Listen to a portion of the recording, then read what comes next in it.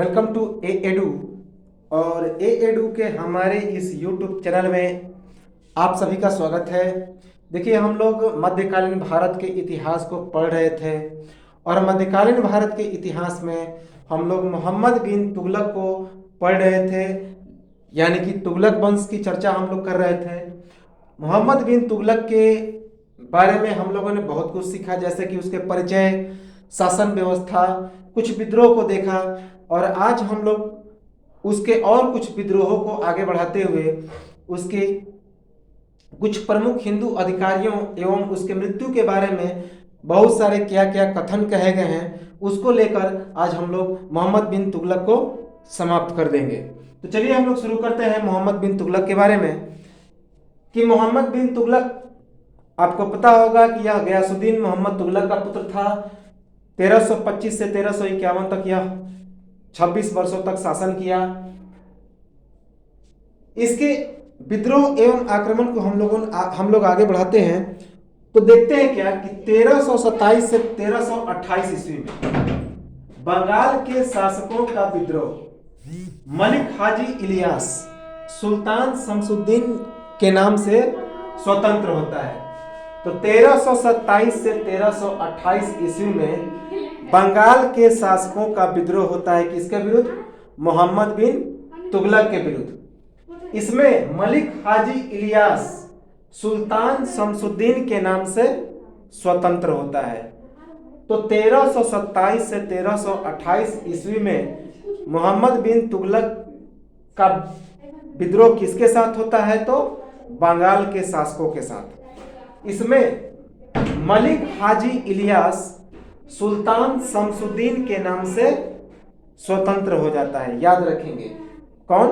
मलिक हाजी इलियास सुल्तान शमसुद्दीन के नाम से स्वतंत्र होता है। कब?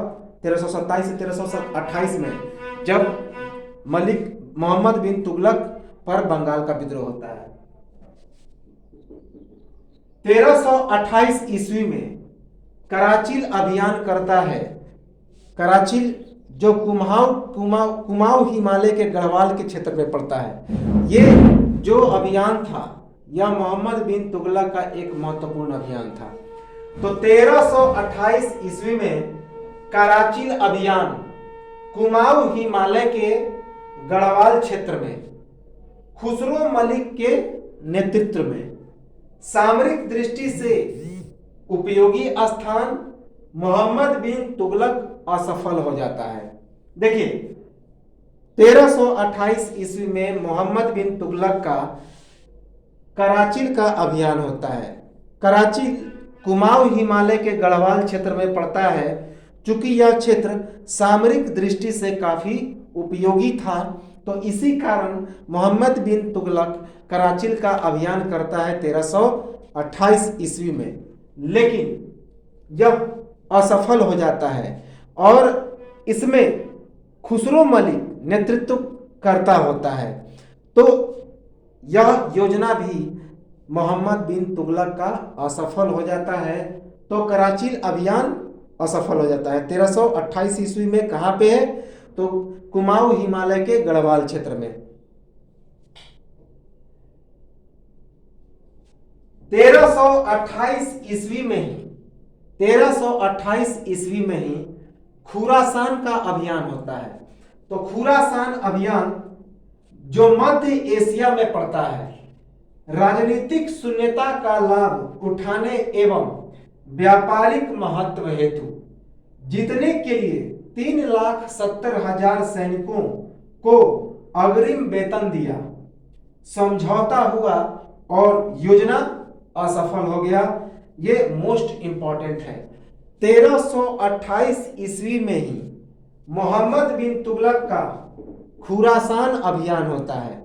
खुरासान मध्य एशिया का एक भाग है और यह जो अभियान होता है मोहम्मद बिन तुगलक का, वह राजनीतिक शून्यता का लाभ उठाने एवं व्यापारिक महत्व हेतु, यानी कि राजनीतिक शून्यता का लाभ उठाने के लिए और व्यापारिक महत्व के लिए भी इसका अभियान होता है। कहां पे? खुरासान में।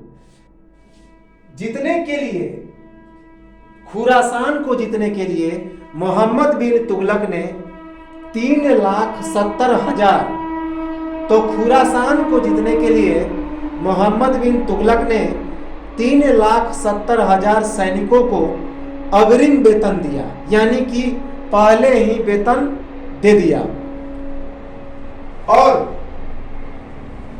खुरासान और मोहम्मद बिन तुगलक के बीच इसमें एक समझौता हुआ। इसी कारण यह खुरासान अभियान भी असफल हो गया। 1328 ईस्वी से 1329 ईस्वी के बीच तैमूर लंग का आक्रमण होता है।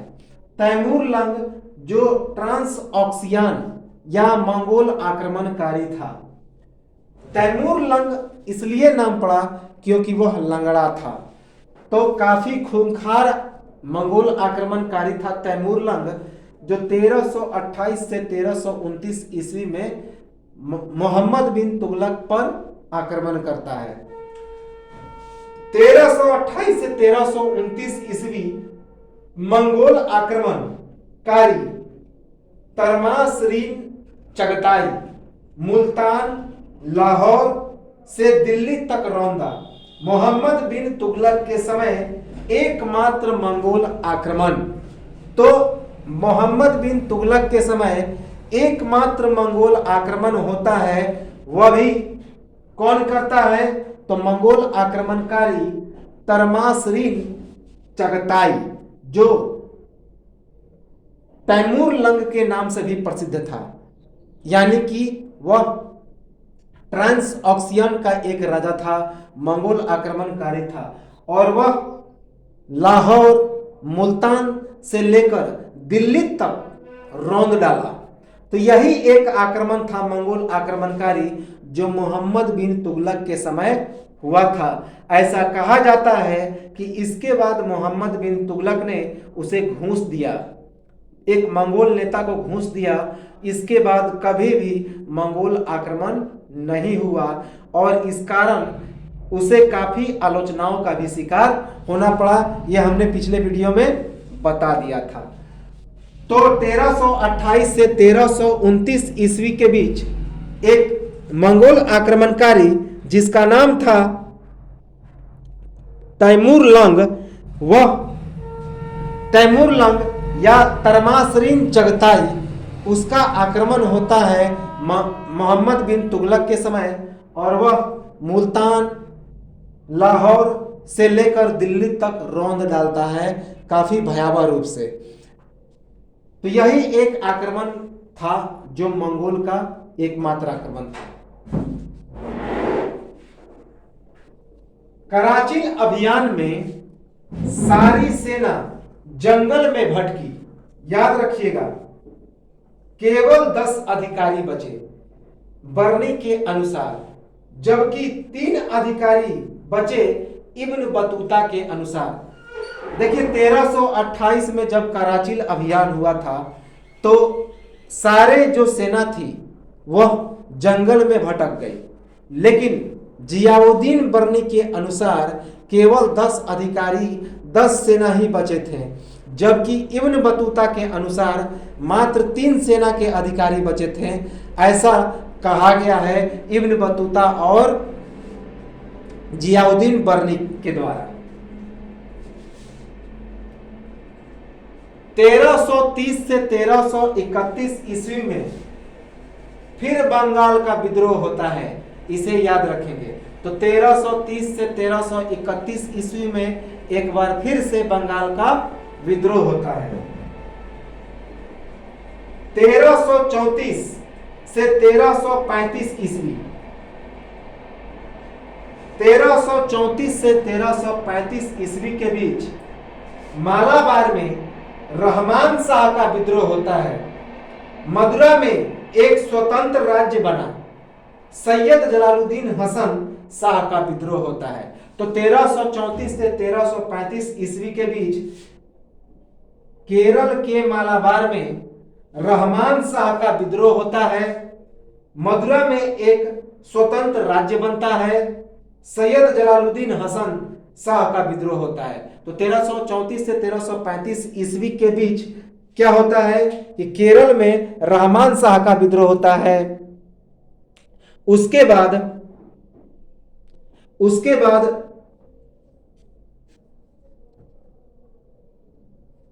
तो 1334 से 1335 ईस्वी में केरल के मालाबार में रहमान शाह का विद्रोह होता है और मदुरा में एक स्वतंत्र राज्य बनता है।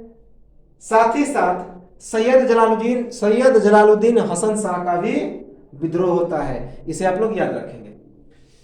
1335 ईस्वी में लाहौर के सूबेदार अमीर हलाजू का विद्रोह होता है।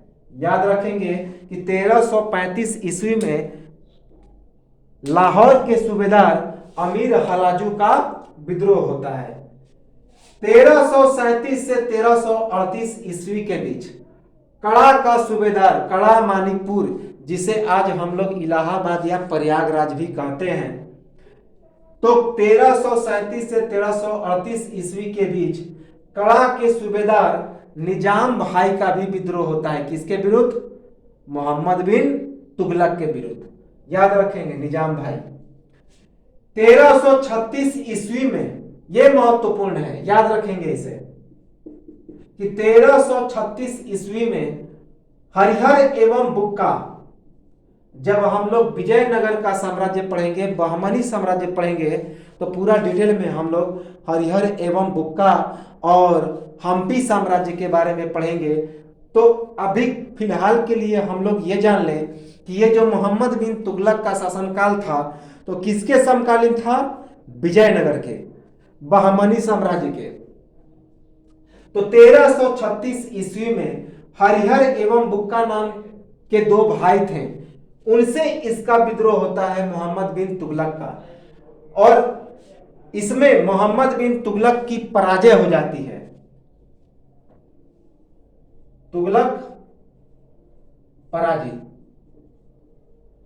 और हरिहर और बुक्का द्वारा विजयनगर नाम के एक शहर की भी स्थापना होती है दक्षिण भारत में, जो कर्नाटक में पड़ता है। तो आप लोग याद रखेंगे कि जो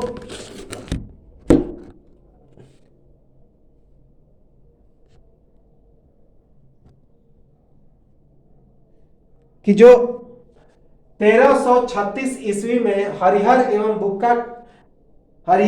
बुक्का दो भाई थे, उनके विरुद्ध मोहम्मद बिन तुगलक का विद्रोह होता है। इसमें हरिहर एवं बुक्का जीत जाते हैं और विजयनगर नामक एक शहर की भी स्थापना करते हैं। मोस्ट इंपॉर्टेंट, याद रखेंगे। 1338 से 1339 ईस्वी में बीदर के सूबेदार नुजरत खां का विद्रोह होता है। किसके विरुद्ध? तो मोहम्मद बिन तुगलक के विरुद्ध। 1338 से 1339 ईस्वी में बीदर के सूबेदार नुजरत खां का विद्रोह होता है मोहम्मद बिन तुगलक के विरुद्ध। याद रखेंगे। 1339 से 1340 ईस्वी के बीच गुलबर्ग के अली शाह का विद्रोह होता है। तो 1339 से 1340 ईस्वी के बीच मोहम्मद बिन तुगलक के विरुद्ध किसका विद्रोह होता है? तो गुलबर्ग के अली शाह का विद्रोह होता है। याद रखेंगे। 1340 से 1341 ईस्वी के बीच अवध एवं जफराबाद के शासक ऐन मुल्क का विद्रोह होता है। शमसुद्दीन के नेतृत्व में बंगाल दिल्ली से अलग हो जाता है। याद रखेंगे कि 1340 से 1341 ईस्वी के बीच अवध एवं जफराबाद के शासक ऐन मुल्क का विद्रोह होता है। इसमें शमसुद्दीन के नेतृत्व में बंगाल जो है वह दिल्ली से अलग हो जाता है। याद रखेंगे। 1341 ईस्वी में चीन के सम्राट तोगन तिमूर, मोस्ट इंपॉर्टेंट प्रश्न है कि 1341 ईस्वी में चीन के सम्राट तोगन तिमूर द्वारा मोहम्मद बिन तुगलक के दरबार में एक दूत भेजा गया।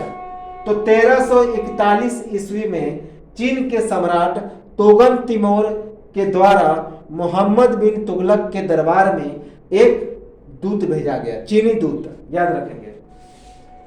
1347 ईस्वी में, यह भी काफी महत्वपूर्ण है, याद रखेंगे इसे, यह परीक्षा में आया हुआ है कि 1347 ईस्वी में हसन गंगू जिसे हसन अबुल अलाउद्दीन बहमन शाह, क्या नाम है, हसन अबुल अलाउद्दीन बहमन शाह। तो 1347 ईस्वी में हसन गंगू जिसे हसन अबुल अलाउद्दीन बहमन शाह भी कहा जाता है से मोहम्मद बिन तुगलक का विद्रोह होता है। इसमें हसन गंगू द्वारा एक बहमनी राज्य की स्थापना होती है, याद रखेंगे। तो हसन गंगू द्वारा कौन सी राज्य की स्थापना होती है, तो बहमनी राज्य की, इसे आप लोग याद रखेंगे, यह परीक्षा में आया हुआ प्रश्न है। 1337 ईस्वी में कांगड़ा जिले के हिमाचल प्रदेश के नागरकोट की विजय, तो 1337 ईस्वी में कांगड़ा जिले के हिमाचल प्रदेश के नागरकोट की विजय होती है। तो जो मोहम्मद बिन तुगलक था 1337 ईस्वी में कांगड़ा जिले के हिमाचल प्रदेश के नागरकोट की विजय प्राप्त करता है, याद रखेंगे। गयासुद्दीन तुगलक के समय ही तेलंगाना के वारंगल और मथुरा के पांड्य को दिल्ली सल्तनत में मिलाया। यह पिछले वीडियो में हमने बताया हुआ है, जब हम लोग गयासुद्दीन तुगलक की चर्चा कर रहे थे तो हमने बताया था कि उसी के शासनकाल में जूना खां ने वारंगल को पहली बार दक्षिण भारत का इलाका जो था वह दिल्ली में मिलाया था। तो गयासुद्दीन तुगलक के समय ही तेलंगाना के वारंगल और मथुरा के पांड्य को दिल्ली सल्तनत में मिलाया।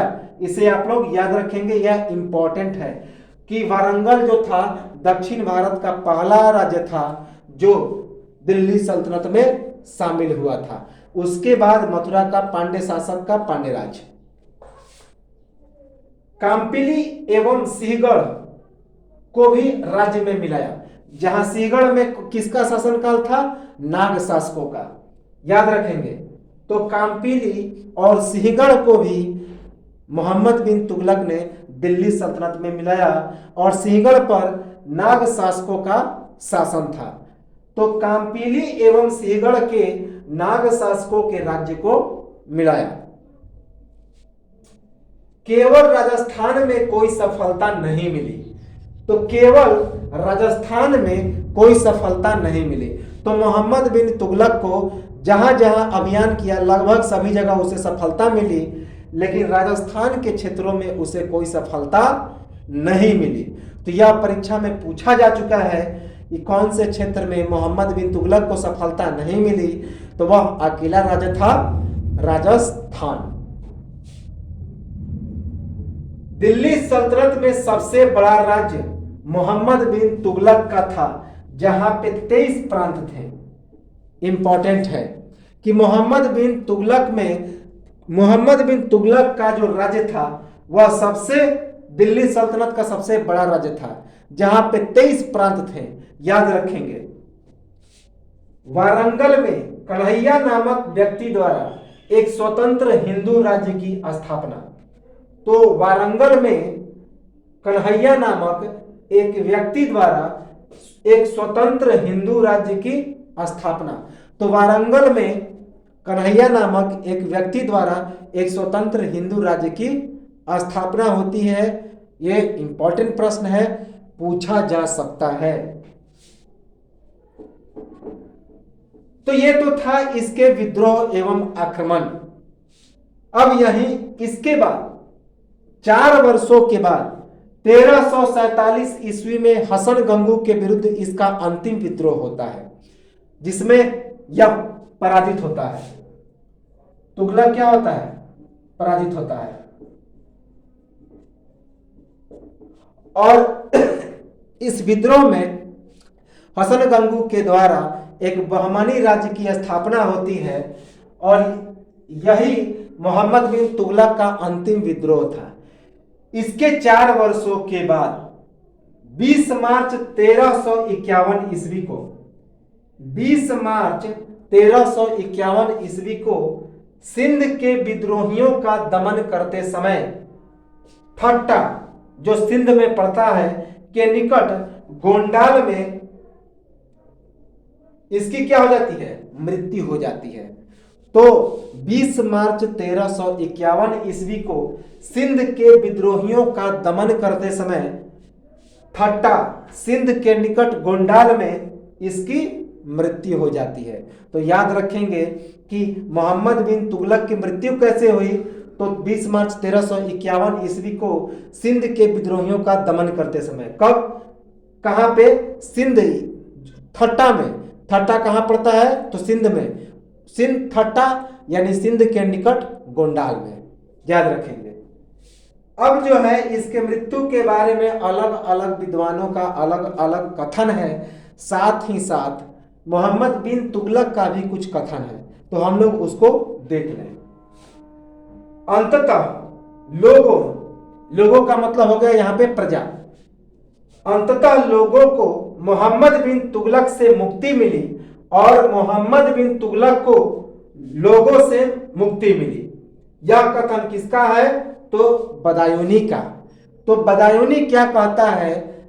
उसके मृत्यु के बाद, मोहम्मद बिन तुगलक की मृत्यु के बाद अंततः लोगों को यानी कि प्रजा को मोहम्मद बिन तुगलक से मुक्ति मिली और मोहम्मद बिन तुगलक को भी लोगों को यानी कि प्रजा से मुक्ति मिली। तो यह बात किसने कही? बदायूनी ने। ये इंपॉर्टेंट है। इस्लाम विरोधी इसामी ने मोहम्मद बिन तुगलक को इस्लाम विरोधी कहा। तो इस्लाम विरोधी किसने कहा? इसामी ने, याद रखेंगे। मोहम्मद बिन तुगलक को इस्लाम विरोधी किसने कहा? इसामी ने। मध्य युग में राज मुकुट धारण करने वालों में मोहम्मद बिन तुगलक निसंदेह योग्य व्यक्ति था। यह बात किसने कहा?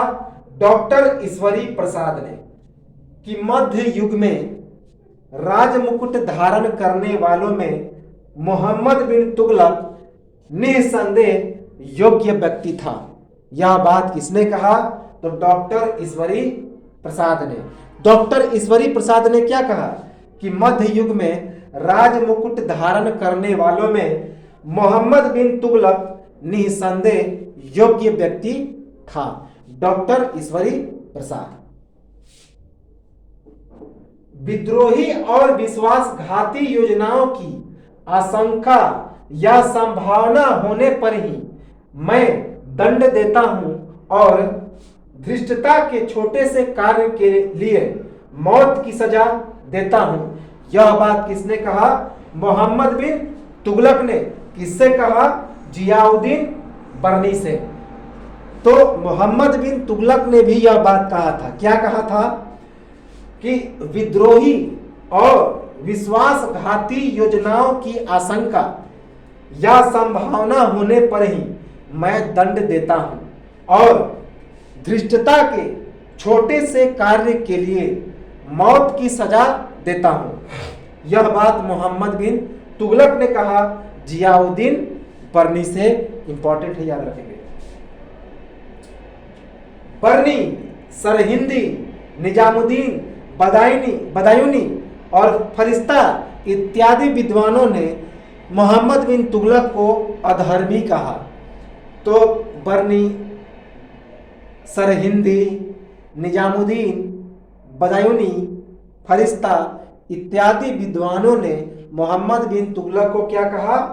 अधर्मी। तो जियाउद्दीन बर्नी, सरहिंदी, निजामुद्दीन, बदायूनी, फरिश्ता इत्यादि विद्वानों ने मोहम्मद बिन तुगलक को अधर्मी कहा। तो ये तो था मोहम्मद बिन तुगलक का कथन और मोहम्मद बिन तुगलक के विरुद्ध अन्य विद्वानों का कथन।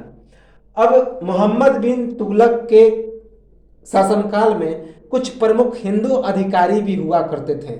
अभी हमने बताया था कि मोहम्मद बिन तुगलक के शासनकाल में हिंदुओं को भी उतना ही पनाह थी जितनी सभी जातियों को। वह निम्न जातियों को भी श्रेय देता था, यानी कि उसमें वह योग्यता को आधार बनाया था पदों के आवंटन के लिए, जाति और धर्म को कोई आधार नहीं बनाया था। इसीलिए तो इसामी इसे इस्लाम विरोधी कहता है। तो चलिए हम लोग देखते हैं कि मोहम्मद बिन तुगलक के शासनकाल में प्रमुख हिंदू अधिकारी कौन कौन थे। पहला शाही राज, मंत्री को शाही राज कहा जाता था, याद रखेंगे। दक्षिण का नायब बजी को हम लोग क्या कहते थे, धारा। रतन, सेहवान का प्रशासक रतन कहलाता था। गुलबर्ग का प्रशासक मिरन रॉय कहलाता था। तो मंत्रियों को क्या कहा जाता था, शाहीराज। दक्षिण का नायब बजी को क्या कहा जाता था, धारा। सेहवान के प्रशासक को रतन, गुलबर्ग के प्रशासक को मिरन रॉय। तो क्या क्या कहा जाता था, मंत्री को शाहीराज, दक्षिण के नायब बजी को धारा, सेहवान के प्रशासक को रतन तथा गुलबर्ग के प्रशासक को क्या कहा जाता था, मिरन रॉय। याद रखेंगे। तो इस प्रकार हम लोग क्या देखते हैं कि यह जो मोहम्मद बिन तुगलक था, इसका शासनकाल समाप्त होता है। और इसके बाद हम लोग देखेंगे अगला शासक जिसका नाम था फिरोज शाह तुगलक, जो इसका चचेरा भाई था। तो मिलते हैं हम लोग अगले वीडियो में। आप लोग इसका एक स्क्रीनशॉट ले लें, लाइक सब्सक्राइब और शेयर करते रहें। तब तक के लिए